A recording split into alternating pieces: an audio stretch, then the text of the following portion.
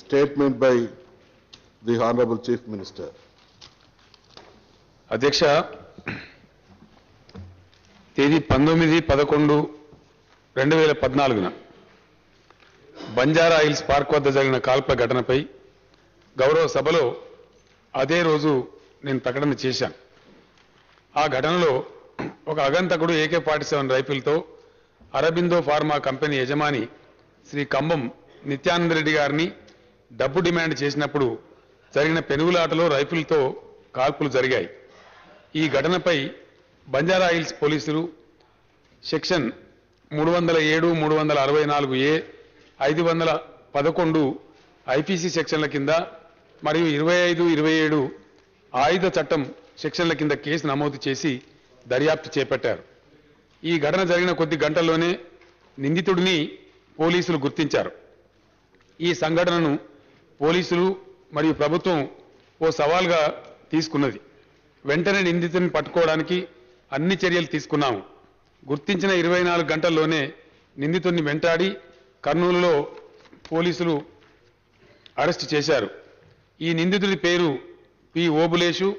ఇతడిది కడప జిల్లా పోరుమామిళ్ల గ్రామంగా గుర్తించారు. ఇతడు కర్నూలులోని 2వ బటాలియన్లో 1998లో కానిస్టేబుల్గా నియామకమయ్యారు. 2002 నుంచి మార్చి 2014 వరకు గ్రేహౌండ్స్లో పనిచేశారు. ఇతడు గ్రేహౌండ్స్లో పనిచేస్తున్న సమయంలోనే AK-47 రైఫిల్ను చోరీ జరిగినట్లు పరిశోధనలో తేలింది. ఈ సంఘటన విచారణలో అత్యంత కీలకమైన ఆధారం CCTV కెమెరా ఫుటేజ్ ద్వారా లభించింది. దీని ద్వారానే నిందితుడిని గుర్తించారు.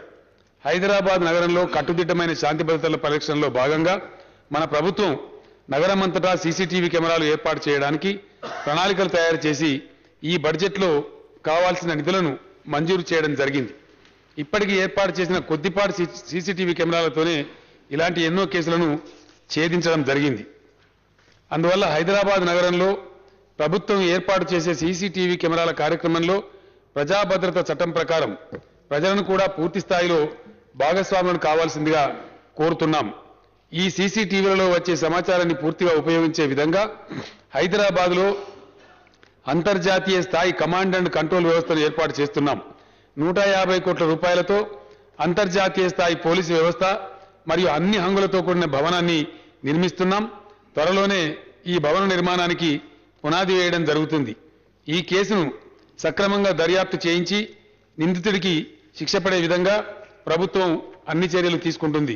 ఈ సందర్భంగా హైదరాబాద్ మహానగరంలోని శాంతి భద్రతలను పరిరక్షించడానికి ప్రభుత్వం కట్టుబడి ఉందని పారిశ్రామికవేత్తలకు, కార్మికులకు, ఉద్యోగులకు మరియు సమస్త ప్రజలందరికీ తెలియజేస్తున్నాం.